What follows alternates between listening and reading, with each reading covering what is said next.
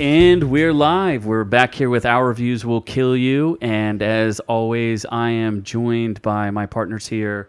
I have Tommy B, Noob-Noob. Hi. And you may know him from such films as Booty Shakers 15 and The Samsons Go to Atlantis. Actually, that was under a surname that I didn't use often. That was Long Johnson. Long Johnson. We have Scott Keebler joining us as always. Hey, Scott. I'm back. And what do we have on the docket today, Noob-Noob? So we have Blade Runner 2049. That's a couple of years off from our current date, but they just went with it. So, just came out this Friday. So we're going ahead and reviewing that one. Blade Runner 2049. Interesting movie because it's the sequel to a movie that's 35 years old. This is 35. 82 is when it came out. I think it's 2017. 35. So that that would be 35 years. Yeah. So, and it's by a different director, Villanueva, Dennis Villanueva. Yep. Yeah, he did The Arrival and Sicario. Didn't see either of those. I heard Arrival is good. Sicario, I got recommended, but was too lazy to watch. He was trying to make it look like the original Ridley Scott movie because the visually it was about the same exact thing altogether. It was close. I think there was a few subtle differences, and here's some of the subtle differences that I felt. I felt the original was a little more claustrophobic. Whereas the new one, there was a lot of open space, a lot of things to look at. I thought visually, it was, as they say, a feast for the eyes. Well, the other one was claustrophobic. A lot had to do with the way they filmed it. It was forced perspective for those wide pyramid, I guess there were shots. And then, of course, the sound stages were smaller, so they had to tighten everything down real tight there. Well, I think part of it, the interesting thing is, Blade Runner, the original, supposedly takes place in 2019, and that's 2 years from now. In Los Angeles, which is exactly what Los Angeles looks like right now. Yes, so Los Angeles looks like smokestacks. They predicted that perfectly. Yes, perfectly. Apocalyptic. I recall distinctly when we lived in LA that we lived in pyramids on giant, and used to take giant elevators up to those pyramids. And actually, that was just a big refrigerator box, but still, we could call it a pyramid, whatever you want to do. Well, yes, I did live out of boxes for quite some time. So as we go to review it, I think in this particular episode, we're going to be bouncing back and forth between the old one and the new one because there's a lot to describe there. And let's just get everybody's general impressions of the movie. We'll try not to spoil anything for now and just get an idea of what everybody thought. What do you think, Noob-Noob? I just saw it this morning. I was really going into it not seeing the original, and I was really looking for the Three Tits character. I don't know where that was. I guess they edited it out.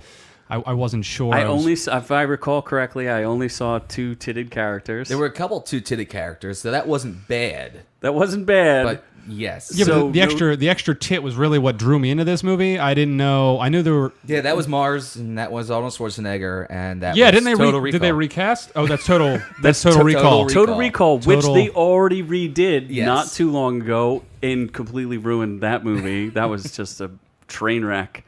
Well, who is it? Oh, Colin Farrell. Colin and Farrell. Some other people. I know the dude from Breaking Bad was the bad guy in it. Just awful. I watched that movie and immediately forgot it. Yeah, that's what's interesting about like the reboots and remakes. So as you're thinking about, well, you didn't see the original, but as you're thinking of Blade Runner 2049, are you going to remember anything about that movie? That it had no point, pretty much. I mean, I still going into it, I was like, okay, the reviews are great, everything is fantastic about this movie. It's 3 hours long, so that's kind of it's going to need to draw my attention. But I left and I was like, this movie is about getting slaves, and that's it. Literally slaves, just slaves. Slave ownership in 2049.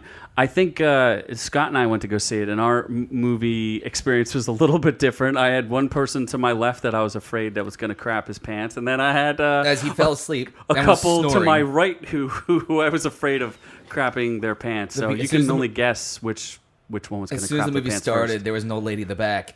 Are we in the right theater? This movie's supposed to start at 1. Is this theater 3? I don't know where I am right now. I just pooped myself. Is this the Blade Runner? So we had to experience that, and then I think the funniest thing that happened was the one guy fell asleep, woke up, and goes, "This is the longest movie I've ever seen," and then he proceeded to fall asleep for the next hour. So Good for you. I mean, I did the same thing for the first Blade Runner. I just watched it in 3 sittings. oh, I watched it And straight it through. was, oh my God, I can't believe it. Well, the thing that really I remember about the first Blade Runner, it's funny because I do like Ridley Scott, and I love Alien, probably one of the greatest horror movies ever made. I think it's a great, great movie. But Blade Runner, when I was a kid, I just remember it being like, this is really boring. Well- and I have no attachment to the movie. I don't really care that much about it. You know, like Star Wars, Alien, like those movies are like epic and forged my childhood. And Blade Runner was like, meh, what's Blade A couple Runner? fun things about that first movie. First off, everyone hated Ridley Scott, and Ridley Scott hated everybody else in that set. I think that was may have been one of his first movies when he came to America. And he worked very differently overseas as he did here. Oh, Harrison Ford still and hates it him over pissed it. off everybody. Harrison Ford also didn't talk about the movie for years and years and years. And finally, I think recently opened up about the first one. Well, here's the problem Towards too. So towards the end of that, Ridley Scott got canned. So somebody else came involved. I can't remember the other guy's name. He came in and had to re-edit everything. Not re-edit, but he started doing all the editing. And it was another 4-hour fiasco. And they're like, well, this can't happen. So that's when they cut everything down. And that's when they had to bring Harrison Ford in to do a voiceover on the first movie, which is also completely ridiculous. Well, we saw that the other night. We caught that. Well, that's the other problem with Blade Runner. There's like 7 cuts of the movie, and you don't know which cut you're gonna watch. And So everyone if you're hates them coming, all. but if you're coming into this new 2049 movie, you don't know which cut to watch. The cut that we saw, the very end of, had the Harrison Ford like happy ending voiceover, which was just atrocious. I saw the director's cut the other night, so I watched the whole thing head to tail. The only thing is, as someone who watched the whole thing, my expectations were much different going into this. I don't know how I feel about it. Like, it didn't really answer any questions for me. I thought it looked really good. Some of the performances were awesome. I thought some of the acting was really kind of cool and good. But as far as like, kind of like what Noob-Noob said, as far as a plot goes, like nothing happened. They didn't answer anything. So I don't know. It's too long. Well, here's what I'll say. For the amount of time that it was for a 3-hour movie, I want my time back. They could have cut that thing down to like 2 hours or 2.5 hours, accomplished the same thing. Could have done it in an hour with as much was actually in the movie and how much dead space there was in between. And they redid those stupid flyby scenes where they took themselves completely too seriously, showing that city off. And there was another wasted hour of showing the city over and over in those long flybys. Yeah, the with pans same and music all from that the stuff. first movie. That way too much. What? I mean, I hated it. So you hated it? I hated it. So Noob-Noob's kind of indifferent. Yeah, I mean, I don't really understand. I never saw the first one, so I don't know if you need to see the first one. Does it make more sense? It kind of does, but because I watched everything. I know Scott watched one of the cuts of the original. I watched the director's cut, and I watched the prequel thingies that they released online where Villanueva is like introducing these other directors to explain what was going on. Those made little to no sense. They had to me, they added nothing to the movie. They were really pointless. There's like one that had Jared Leto's character doing something, and then there's another one that had Dave Bautista doing something, which was completely pointless. And then there was like an animated one. It was an anime, and that one was also completely pointless. I don't really get what they were trying to set up. I would say the Jared Leto one was the most important, just because it sets the tone for the movie. And I guess this isn't a spoiler, because if you're going to watch the movie, you may or may not watch the spoilers. But essentially, the Jared Leto one, there's some great blackout or some nonsense that happened in between the two movies.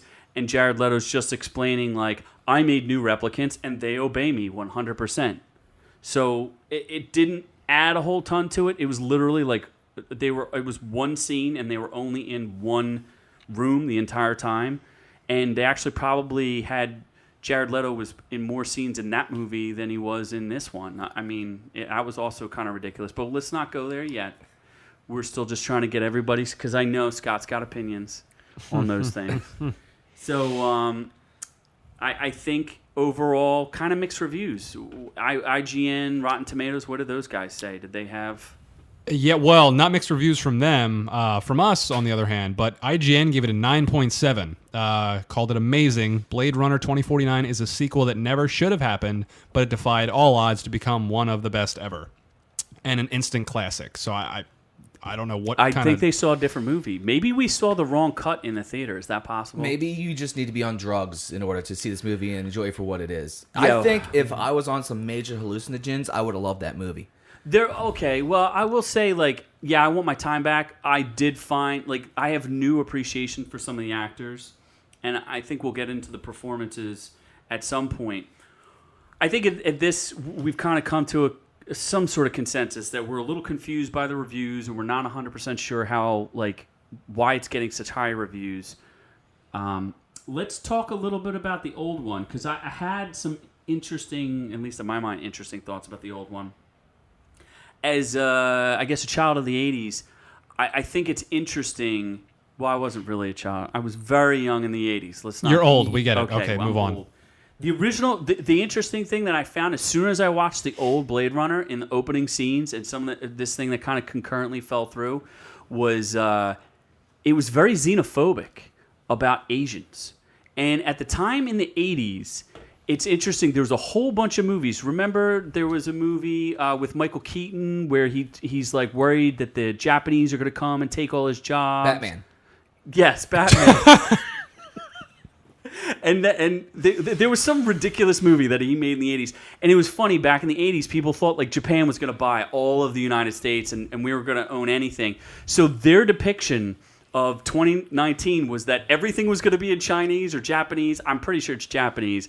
And we'd all be eating out of rice bowls, and no one would, like, there was no assimilation of culture. And I really thought it was xenophobic, showing that, like, oh, these giant corporations that don't exist anymore, like Atari, does that even exist anymore?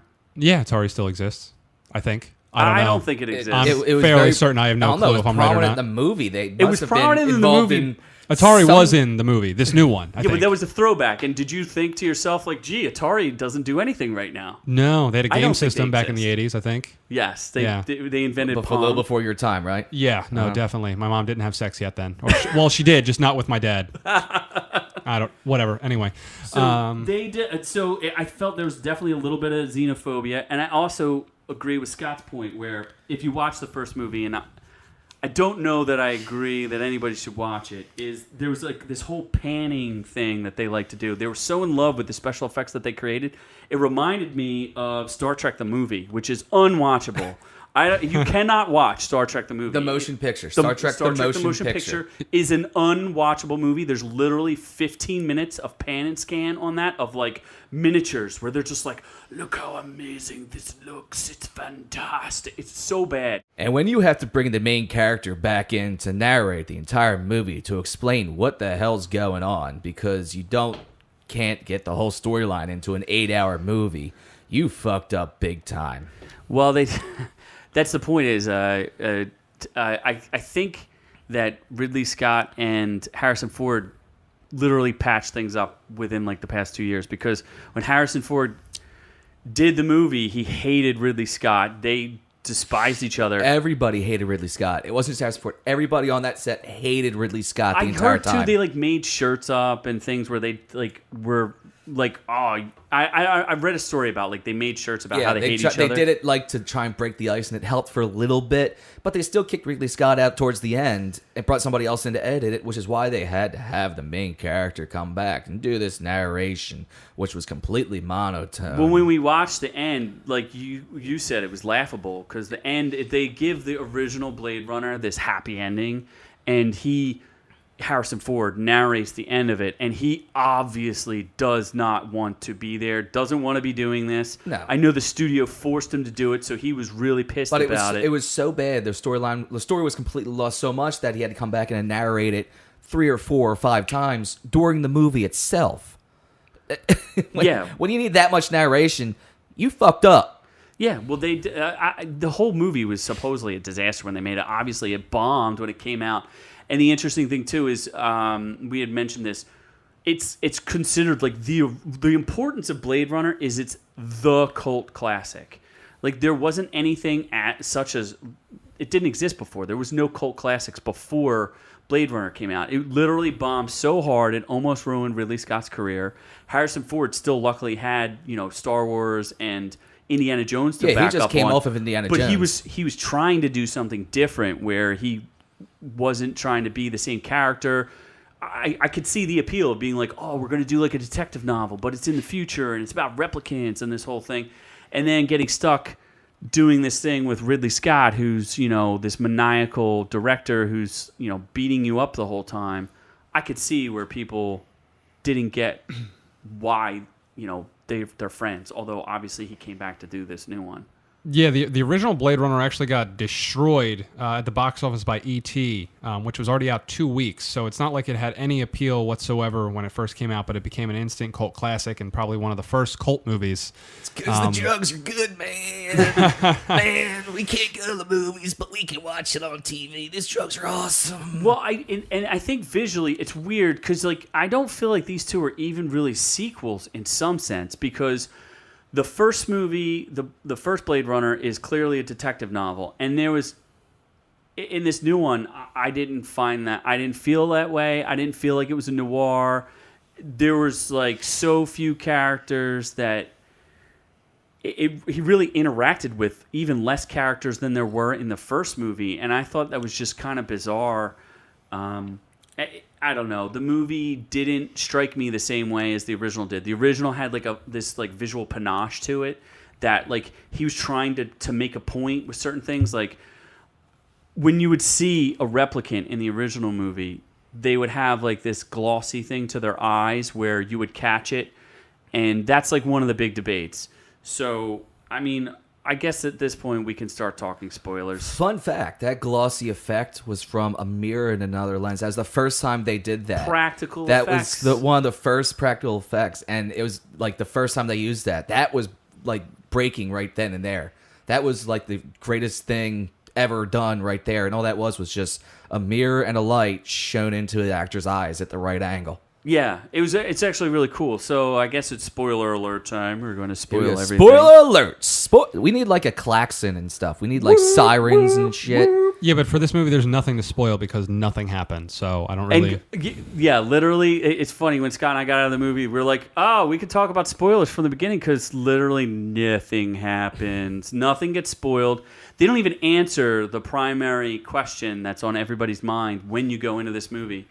And here's one complaint that I have. One major criticism of the new movie. Clearly, everybody in the future is going to be deaf. Because when I saw that movie, the sound, there's noises that come out of nowhere for no reason. There's car noises or flying car noises. There's no flying cars around, but I can hear a flying car. After that movie, I'm deaf. That in the theater was ridiculous. It was ridiculous, right? It was horrible. Was your experience similar? No, it puts you in the moment, that's for sure. Just loud noises everywhere, and just Ryan Gosling looks and left, and then a giant fucking blowhorn goes off, and I'm just like, wow, I feel like I'm right there with him, and he's beautiful. So I don't really know. Ryan Gosling. I love Ryan Gosling. Oh my God. God, he's so sexy. We can talk about performances. We will get there because there's some special people in my life now that we need to talk about. But let's talk about the original part where we were talking about that practical effect. And so the way the audience could tell that someone was a replicant was because of this practical effect. And the big question from the original was, is Deckard a replicant? Nobody really knows, and in the new movie they don't answer that question. They're just like, maybe he is, maybe he isn't. In fact, I'm pretty sure that Jared Leto's character says that exact. He's like, maybe you're a replicant, maybe you're not. Well, and does not answer that question at all. In the 1 of the 2 minutes that he was actually on screen, he did say that's what you were designed for, leading into you thinking that he was a replicant, and then right after that, he's like, only. But maybe you weren't But designed maybe for you that. weren't. And maybe it's just a mathematical And equation. Harrison's reaction to that just was simply, I know what's real. All right, cool, because we don't. He says the same thing to the dog. He goes like, is the dog real? And he's like, ask the dog. I just feel like they really tried to escape that answer. And here's the other interesting thing from the first one. So when they have these replicants, but Ridley Scott never really shows you. My impression from the first one is that replicants are androids, like some sort of robots. In the book this is based off of, I can't remember the name of it all of a sudden. Androids dream of electric sheep. Yes. They were called androids, and that they were called something else. There was like some pet name for them. But they thought that was too cutesy, so that's why they went with replicants. So, from what you saw in the new one, what do you think replicants are? See, now when I hear replicants, we talked and you said android, so I immediately thought machine. But in the movie, the first scene with the replicant, Dave Bautista's character, I forget his name, but he was a weird farmer. Sapper or something. Yeah, like that. with weird bugs and shit, and Ryan Gosling goes and basically does a standard thing and says, hey, you're a replicant, you abandoned your post or what.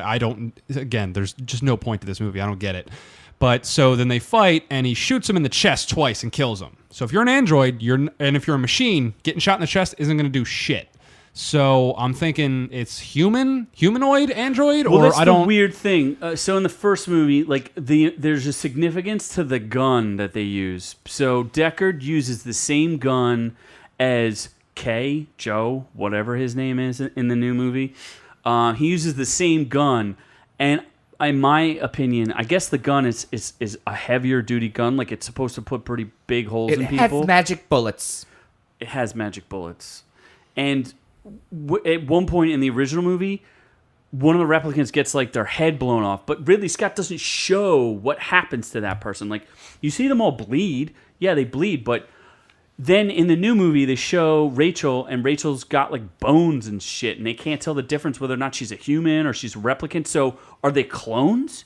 Are they androids? Is this Ridley Scott like ruining why Alien was there again? a serial number in a random scratch that somebody with a knife at one point? So you why scratch was the serial someone number right there? That's part of it. I feel like Ridley Scott, is getting older, wants to do a bunch of movies. I don't know why he didn't direct this one and gave it to Villanueva.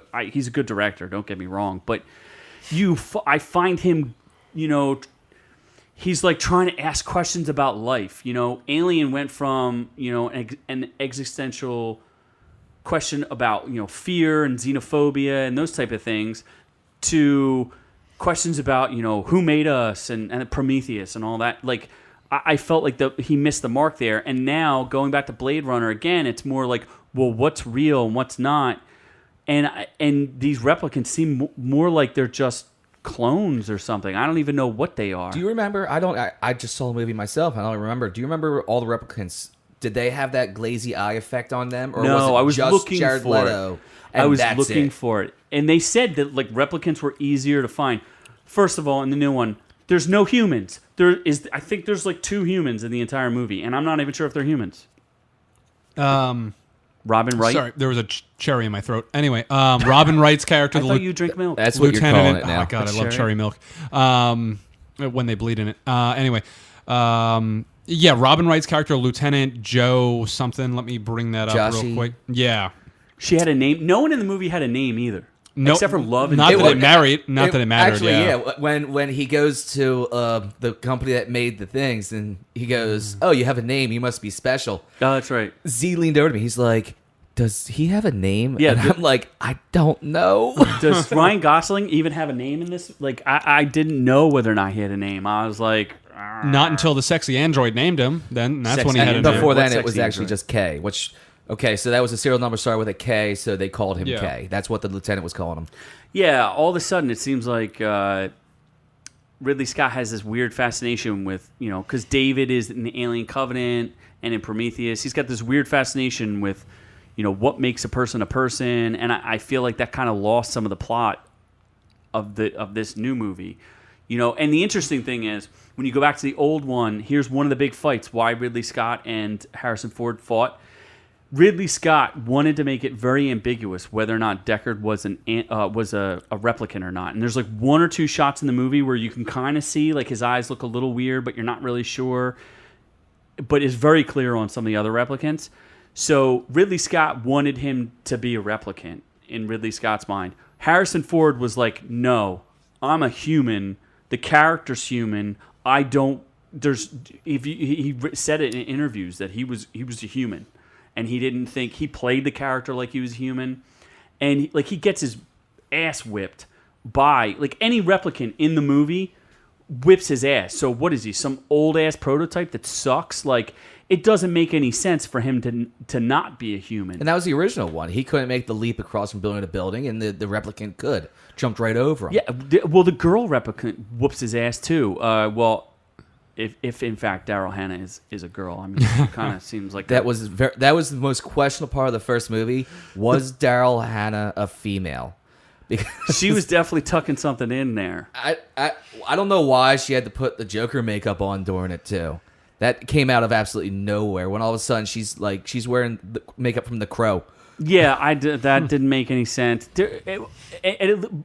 At least that first movie kind of had a plot, and it was interesting intellectually because you weren't sure who the protagonist was, because you could look at it from both people's perspective. Like both the replicants, their perspective was they wanted to expand their lifelines. They wanted to live beyond 4 years. That was like they were set. Like they could only live for 4 years. Yeah, that was one of the safeties. So they came back home to Earth so that they could extend their lifespan. Yeah, this new movie made no reference. They had that little text that came in the beginning, nothing about 4 years or lifespan or anything. It was just... Well, I guess all that got wiped out in the big blackout. Oh, yeah, the black... So they're just like, we don't need to have a plot because we wiped out the whole Earth. They also didn't talk about the different levels of robot. They talked about, what was it? The whatever... Oh, the Nexus 6s. The Nexus 6, Nexus 8. And then the Nexus 8s. And they kind of glanced by and casually talked about it. What Nexus was Ryan Gosling? Okay, so he was a android or whatever. Well, I don't know. Was he? But he wasn't. He was definitely a replicant. He was. Yeah, he was started as a replicant. Which Nexus was he? Which level? Nexus 5000. Yeah, Nexus 5000. Was he born? Was he not born? I don't know. Maybe the Terminator should have showed up in this one. Maybe he didn't. That's what we needed. Arnold. That was what we were missing. We need Arnold Schwarzenegger. Arnold would have given the movie direction. Yeah, I think it was lacking that. When I saw the movie, if you were to sum up the plot in one sentence, what would it be? Because it was just the only thing I got that was distinct was slave laborers. That was the goal, to get slave laborers. I'm going to quote the guy that was in the theater with us.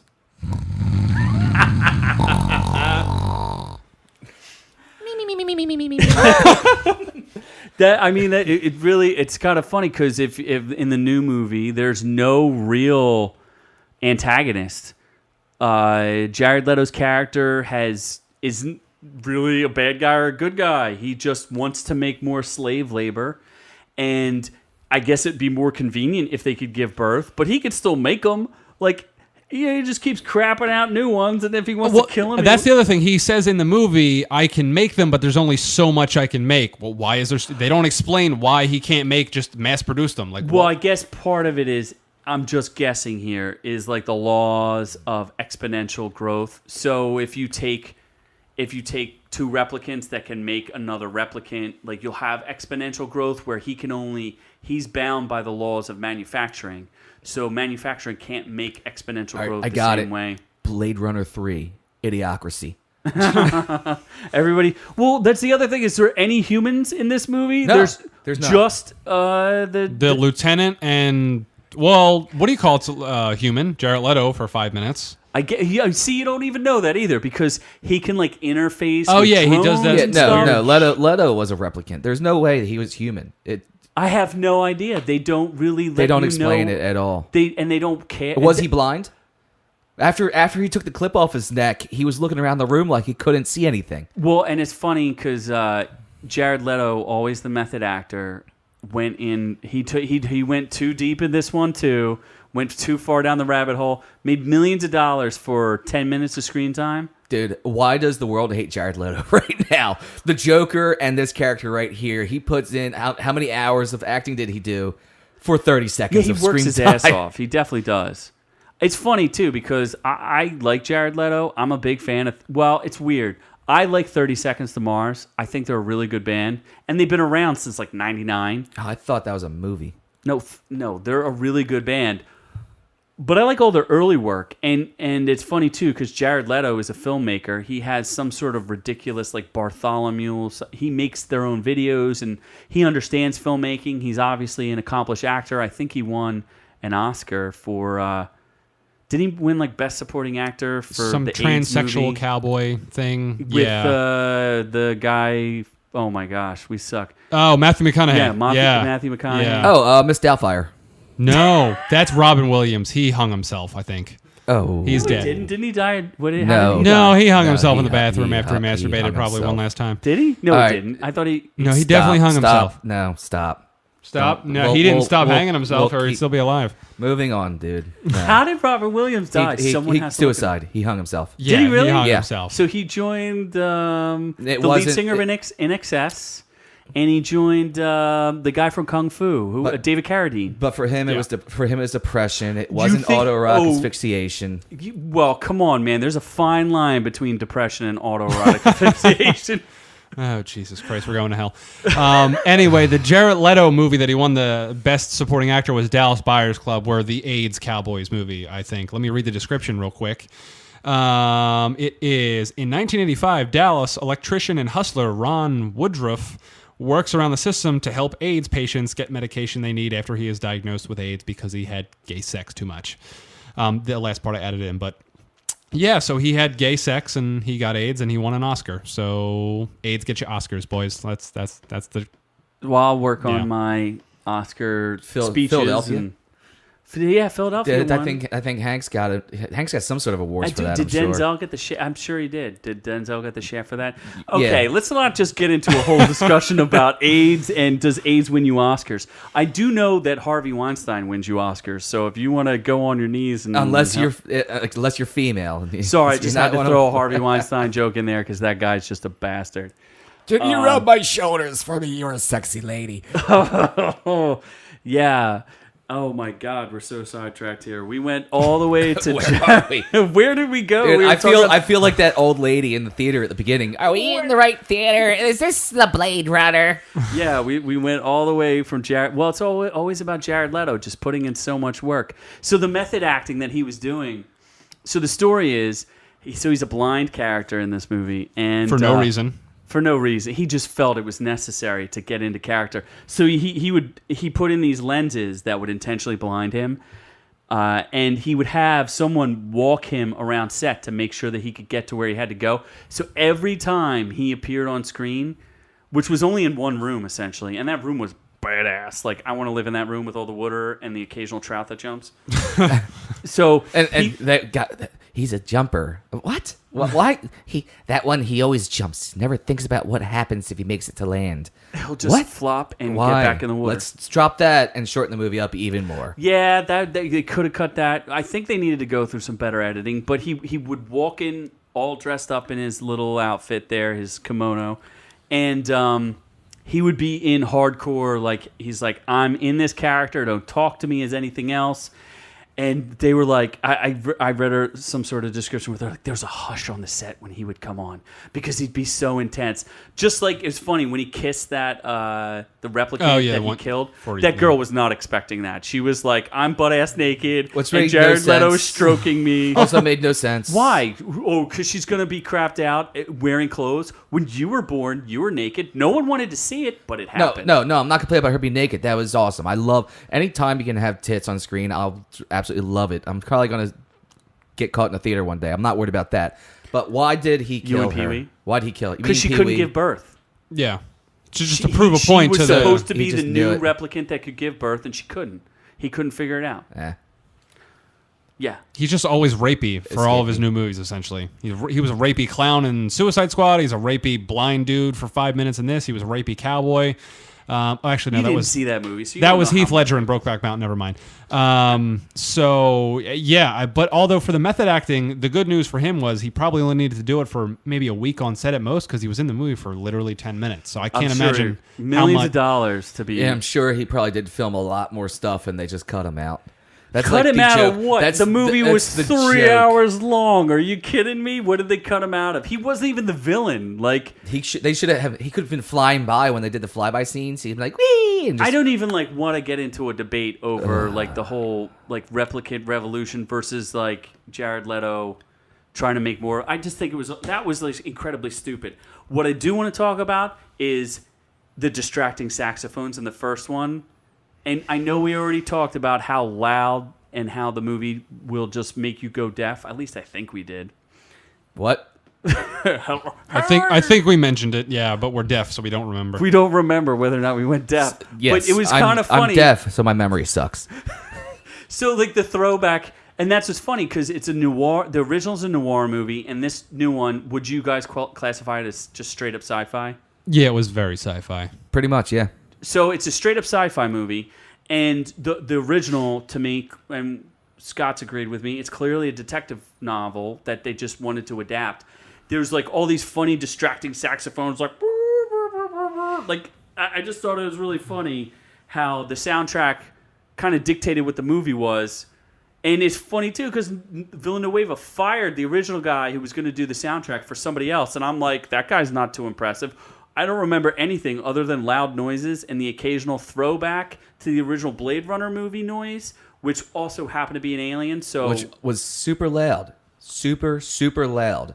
yeah. This is the only movie that you can go to and have to wear earplugs. Oh, here's the funny thing too, where I thought the original one was kind of like weirdly clever, was there was like a throwback to, I know it was only 2019, but everybody had fans.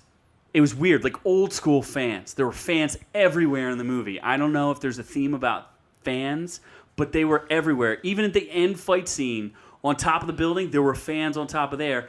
And it's also funny that he was reading newspapers. So you have Harrison Ford. Go to LA now. There's fans everywhere. It's 1,000,000 degrees every day out there, and nobody can afford air conditioning. So in the future, no one can still afford In the air present, conditioning. no one can afford air conditioning. So they'll live There's in pyramids. fans everywhere. Pyramids with fans. Pyramids with no fans. air conditioning. Fan pyramids. And then the other funny thing is he's reading a newspaper. So he's like trying to hide his face because he's like comes up and he's like, hey, I'm a detective with a newspaper. You can't see who I am. Who reads newspapers? When was the last time you saw a newspaper? Anybody? When my dad was beating me with it in 5.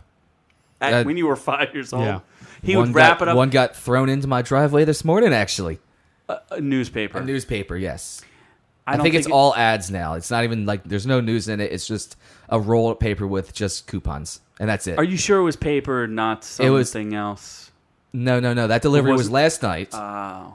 Yeah, man. That was the special delivery. Man. I got that delivery. I watched the first Blade Runner. I loved it, man. Oh my god, It was drugs funny are awesome. too because Harrison Ford gets real physical with his woman, and then he plays like this weird gay character where he's trying to interview the snake lady, and he's like, "I'm from High Society magazine, and I'd like to interview you." That was a little. It's funny because the old movie was like a throwback because it was filmed in the 80s, but they're trying to do like a 60s movie.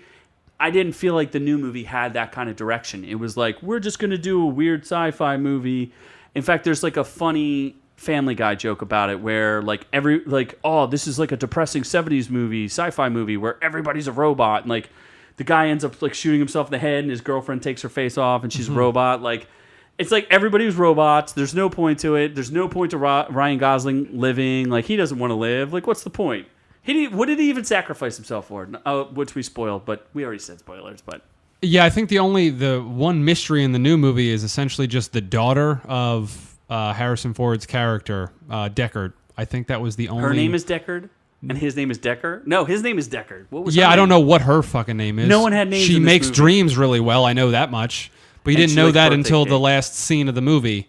And then it ends with him just putting his hand on the window, and then why did this movie exist? They're I don't so understand. they're so proud of this daughter of a replicant. She has like autoimmune disease. She's I don't flawed, think that's real. completely There's no flawed. way. Is she? I think it was just an excuse to keep her away from people so they wouldn't be able to detect her being a replicant. Yeah, I don't know, the whole movie now that we're talking about it just makes me angry, and I want to go beat up anybody who made. I kind of wish that I was sitting next to the other guy who was snoring. I could probably sleep with him. Yeah, I mean, I thought like the whole movie, because I never saw the first one. So as soon as I saw the trickle down effect that Ryan Gosling might be his son, I was like, okay, this is interesting. It's like a father son. I thought like Ryan Gosling was going to kill him, and then it was going to be another Han Solo, Kylo Ren situation. I'm like, Jesus Christ. All right, the daughter of the replicant, Andre Lucas Monar, I believe it is. Sure. Memory Child. Credited as... Oh, her name was Memory Child? Child. Jesus Memory Christ. Child? Memory Child. I don't know. I think this movie took itself a little too seriously. It's like, we have to replicate greatness because the original Blade Runner is great. But it's not. The original Blade Runner is an interesting take on... and that's what's funny, too. You couldn't do that kind of movie now because people don't have the patience for that, man. People don't have the patience for like a Humphrey Bogart movie in today's time. People aren't going to have the patience for this one. The reviews are fantastic. This is going to do gonna reverse horrible. bomb? It's going to reverse bomb. I guarantee it's going to because reverse bomb. it's going to get big numbers in the beginning, and then word of mouth, I think, is going to kill it. Well, see, that's the thing. I honestly, like, even though it was 3 hours long, like Transformers, the last night was 3 hours long almost, and I went into die by the end. I went into that wanting to see it, and I was at the end was like, please let this fucking end. Fuck Transformers. This movie is horrible. Also, it released, yesterday? Last Thursday night? Yeah, Friday. How many people were in the theater with us? Yeah, but that was 5. We watched an early movie, and we it get paid. shouldn't big bucks matter to when do you have this, when you have a big weekend like that, or things gonna pop. We also went to the movies barn. that We live make in the $80 sticks, million. My theater was have fairly, it $4 million like over that. the over the. yeah. Thursday night previews was $4 million. I don't know if there's an update on the Friday showing, but my theater was I think fairly it'll crowded make for like it. 40 to 60. For a 10 a.m. show, my theater was fairly crowded. I think it'll die off. So you were saying like you were watching. Yeah, I was watching Transformers, and that was horrible, and that was about the same runtime. But I went into that wanting to see Transformers. This movie, I didn't want to see. I had no connection to the first one. I just didn't care about it, and I knew it was 3 hours long. I was like, this is going to be a fucking horrible 3 hours. But I checked my watch maybe 3 times, I think once an hour. And just because it was so visually stunning, that kept me going. And thinking there was going to be some great reveal, which I guess the reveal was the whole daughter-son memory thing. They didn't make it very clear either way. Yeah, that part was... I think the ending really took it away from me. Going into the movie, the draw through the whole movie kept me going with the visuals and the mystery that failed at the end. But, it wasn't horrible, but it wasn't great either. It wasn't. I don't hate it. I don't hate it, but I don't think it's a true successor to the original. And I guess we could talk about the performances now because... honestly, if they didn't have those performances, I don't think I would have been as interested in the movie. I mean, Ryan Gosling doesn't do a ton for me. Like, I don't. I think I saw him in He Fractured. does a lot for me. Of course he does, because yes, he just does things for you, Scott. Oh my god! Well, I liked him in Fractured. I thought he was pretty good in that. I mean, I won't go see a movie just because of him. The Notebook. He was in The Notebook. Was he in The Notebook? He was the main fucking guy in The Notebook. Dude, why would I see The Notebook? Because you're gay. You love that movie. I love that movie. Yes, you do. Wait, I've he's never Canadian. seen it. He's dead to me. Never mind. I know Fuck the two Canadians. of you saw it together and you watch it on weekends, And but we just leave me out of that part. That was, oh my god! I remember Wait, that I weekend. We thought didn't have Keanu pants on. Reeves It was is in- amazing. Isn't Keanu Reeves in The Notebook? No. Isn't that where he puts his sausage in the... Oh, wait. That was The Note Dick. That was the off movie on Broadway. Off Broadway? That was Moana. Oh, okay. Oh, God. The Rock gave me his So sausage. anyway, Ryan Gosling doesn't do a ton for me, but I actually liked him as this. He right off the bat, he's a replicant. They say it. I thought it was interesting. He's trying to build his own life, and the true star of this movie, I don't know her name, but she's so beautiful. Anna de Armas? Yeah, Anna de Armas. She's Cuban-born. She was the reason I kept watching the movie. I wanted to see her every time she was on screen. She's in this girl. I could just tell you, she loves to get naked because she didn't really need to get naked in it. And they're like, we'll paint you pink, put a wig on you, and get you naked. Are you cool with that? And she's like, let's do it all day long. Yeah, no, I think she's nude and she's only been in a couple movies, in probably 3 or 4 of them out of the... She's in a weird Keanu Reeves movie where she's Keanu naked Reeves. a lot in that. Yeah. She has the privilege of raping Neo. How does that happen? Your internet went down. I went and look her up nude, and I can't. The internet's down. Yeah, like as There's soon a child blocker on this. So. Apparently. Actually, it's not a child blocker. It's just a Scott blocker. It's Scott-free Productions here. Yeah, but no. As soon as Anna opened her mouth, I'm like, I want to marry her. I want to make him a wife. And You then want to make him a wife? I want to make. You were talking about Ryan Gosling. No, weren't you? well, I want to make him my wife too, but Anna definitely more so. She could be my husband. I love you, Ryan. Oh my god, this is But getting too gay. I thought she was really good, and she was really cute, and they paraded around in a bunch of different costumes, and she invites a hooker for a 2.5 way. Yeah, that wasn't quite the 3-way. Yeah. That was confusing. Well, in all seriousness, she was probably the emotional heart of the movie. That was the only thing that actually kept me invested. 100% agree with you. And the only thing that kind of pissed me off though is when she did that. She wanted to be with Ryan Gosling's character, but obviously I don't know what she's classified as. It's so weird too, because you're talking about replicants, and then you're talking about an AI character, and you're just like, how much further can you go with this existential crisis stuff? Like, you can't have replicants talking about being in love with AI characters, and then who's real and who's not real. Like, can you just tighten it up a little bit? Give us a little bit more meat in the plot instead of like all this existential crisis stuff. Yeah, I mean, it was a great storyline. I mean, it felt real. I mean, other than they clearly made you realize every time that she was on screen that she was like kind of hollow. See-through, You could yeah. see through her. And that hooker says something to her like, God, that's how I love my women. she says something to her like, you're not as too. She's like, you're not as you're inside me. You're more hollow than you think you are. Yeah, you're not as Some of real those as you think lines. you are. Something like that. But that was a weird scene where she. And that's racist. It's totally racist coming from a replicant's like, hey, AI bitch, you're not as real as you think you are. And it's like, fuck you, you're a goddamn replicant. Was she? Was the hooker a replicant? Yeah, remember she came at the end and she's AI like, you can lies trust. matter. Oh man. yeah. Yeah. AI lies matter.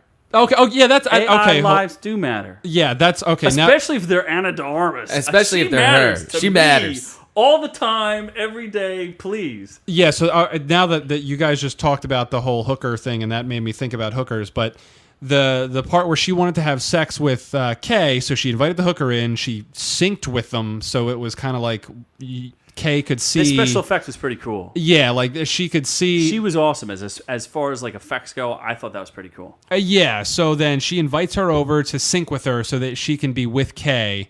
And then the hooker is working with Love, who works with Jared Leto's character Wallace. She's not working with Wallace. She slips a tracker into his But his that's jacket. that's the resistance. That was Sapper's, like one of Sapper's. Also never explained. Never explained, but Yeah, she's they not didn't- working with Wallace. Well, that because slipping that thing into his pocket, tracking them, No, it's led not. to That's not how he led got to there. Joy's death, because that's how they found her. No. That's how they fa- Wallace No. found her.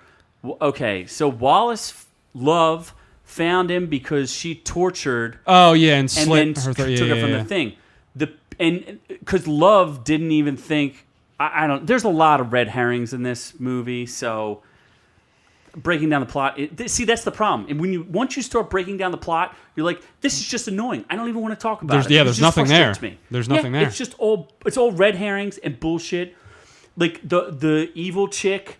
Like, I don't know. She just wanted to make her daddy happy. Like, I don't know. I didn't get a real good feel for her, especially considering like, the Joy is like the emotional heart of this movie. Like, she mattered more than like any other character because Joe is like doesn't react to anything. He's like one emotional outburst in the whole movie, and it's like.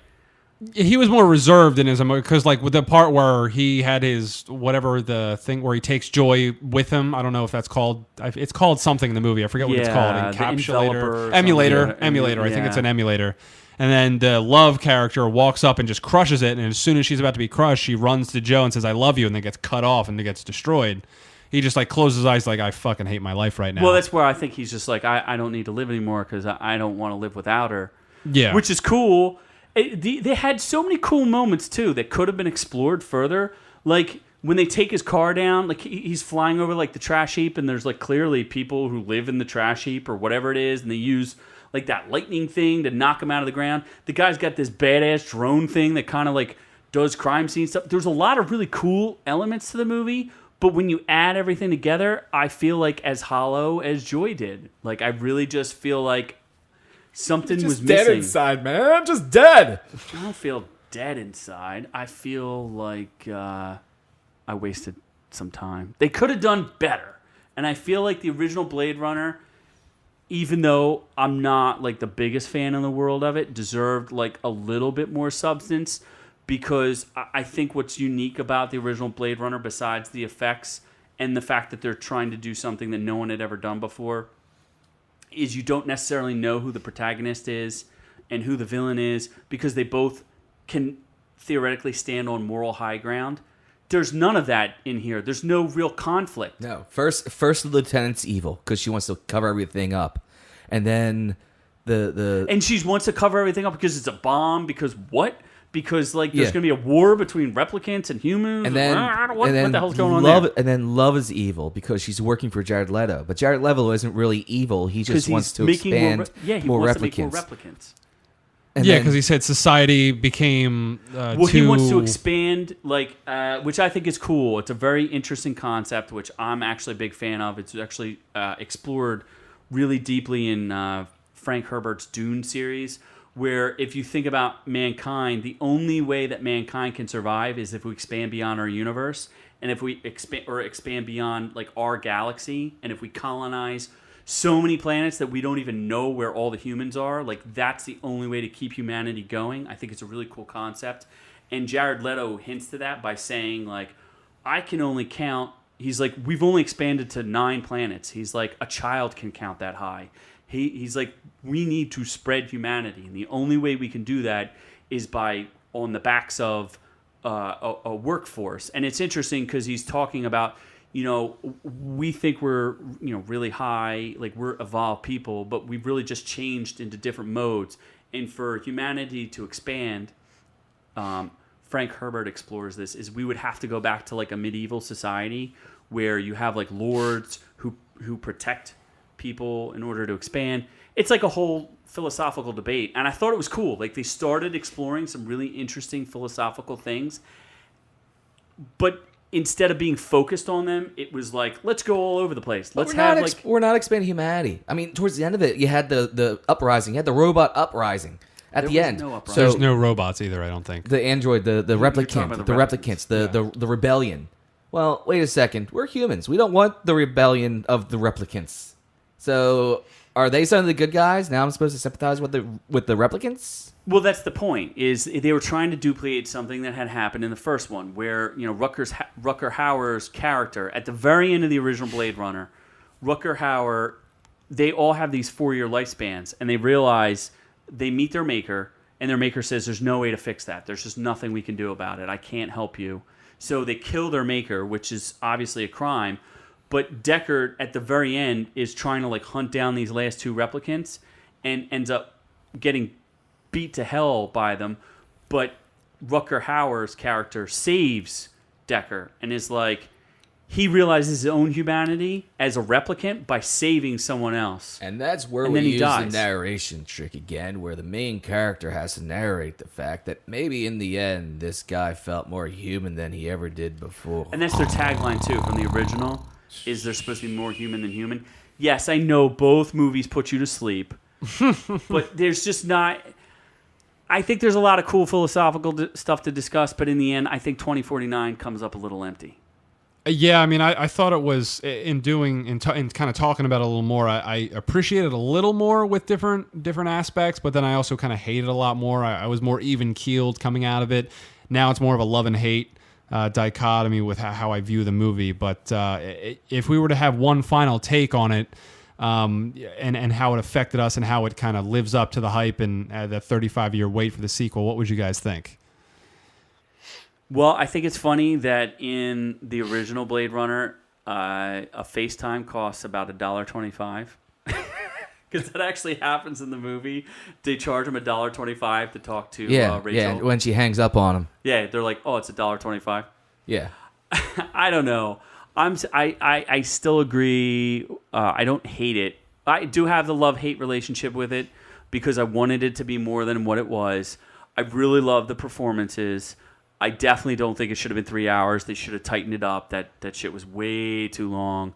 And visually, it looked amazing. There's a lot of really great special effects. I would have liked to see a little more maybe practical effects. I don't know, but I'm not going to say I'm on the fence because I don't necessarily recommend it. I don't think the broad audiences are going to get it or want to do it or want to like put in 3 hours for it. So I'm not going to recommend it to other people. Visually, it was amazing. However, the people that made this movie were deaf, so they had no memory. They did the flybys that didn't work in Star Trek The Motion Picture. They tried recreating a cult classic where you don't recreate cult classics. They just kind of form on their own. That is true. And they're trying to recreate it almost word for word, from the visual flybys to the city to the music to even bringing back Harrison Ford. They're trying to recreate a cult classic, and it failed. I hate it. I hate it. I hate it. I hate it. Okay, well, that's a lot of hates. Yes, it's. I'll give it a 5-hate review. A 5 out of 5 hates. 5 out of 5 hates. It gave me a new actress to masturbate to later, so that's a win for me. Okay, that's definitely a win.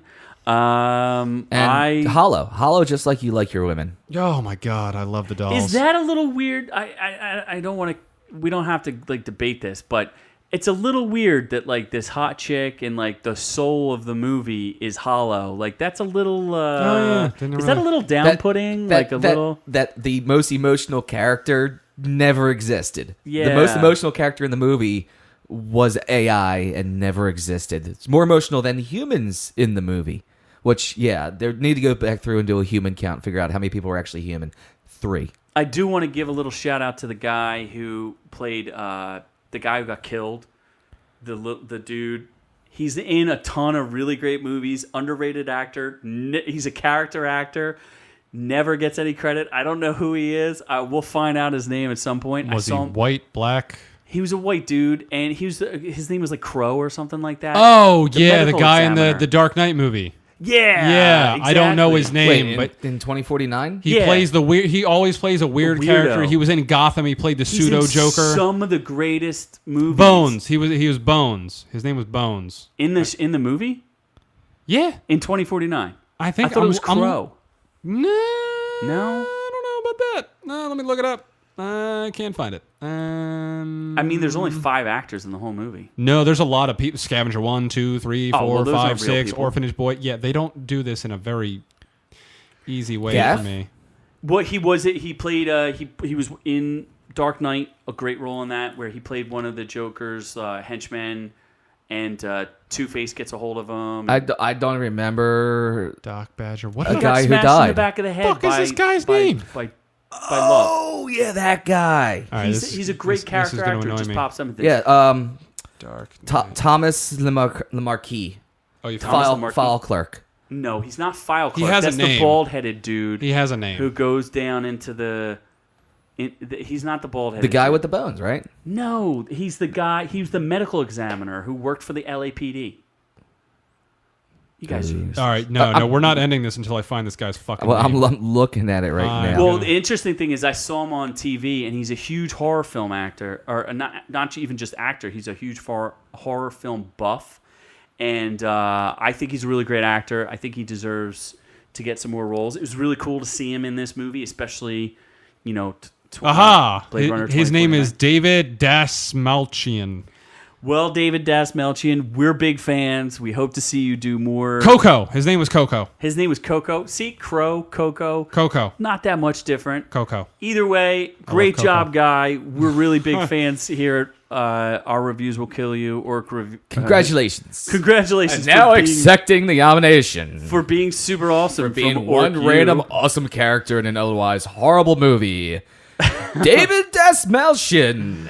Good way to go, buddy. Does anybody, Noob-Noob, any plugs? Anything you want to talk about? hate yourself and wanna die? Harrison Ford has good stubble. Okay. Yeah. That's a good place. How about you there, Scooty Puff Jr.? Well, there's always the usual ones to go to. KeeblerMedia.com, ScottWillKillYou.com. Tons and tons of stuff coming. Nobody gives a shit about your stuff, Scott. Although there is a big project that you're just about to finish up. Yes, so Scott Will Kill You Productions teamed up with called Blue Iron Productions and made a TV show called Blue Iron. Oddly Oh enough. God, that thing. Okay. Yes, just mastered. Just went through Letter 8 Mastering. Media Mastering House, All and right. will be getting distributed very soon. Keep an eye on ScottWillKillYou.com, theKeepTheBeat.com, all the outlets I have, and you'll be hearing more about that very soon. I have watched the trailer for that and is better than Fergie and Jesus having sex with a gay baby. Well, that's an outstanding review. And on that note, Hey, I still have to say, at least for our OrkU listeners and fans, we are going to have our YouTube channel starting very soon. We do actually film all of these reviews, so you can see our lovely faces. not only can you hear us, you can see us as well. Yes. Aren't you lucky? You can enjoy us in the flesh. Here's looking at you, internet world. And hopefully we'll get a Patreon site up, and we'll actually start doing like real social media. Tequila, right? And you'll be able to interact with us, even though some of us are completely blind to social media and live underground like hobbits. The rest of us will actually interact and talk to you. We'd love to get any submissions from you, pictures. Of your girlfriends. Yes, pictures. We will still review your girlfriends. We'll hopefully put them up on the walls. Maybe Dick we'll pics. change the setting around. Coming soon. We do have a wall of things, and We have will lots of music for you guys to reviewyourgirlfriend.com. listen to. Yeah, viewyourgirlfriend.com. This is going on way too long. All right. So as far as plugs go, here's from us at OrkU. Love y'all. Stay chill.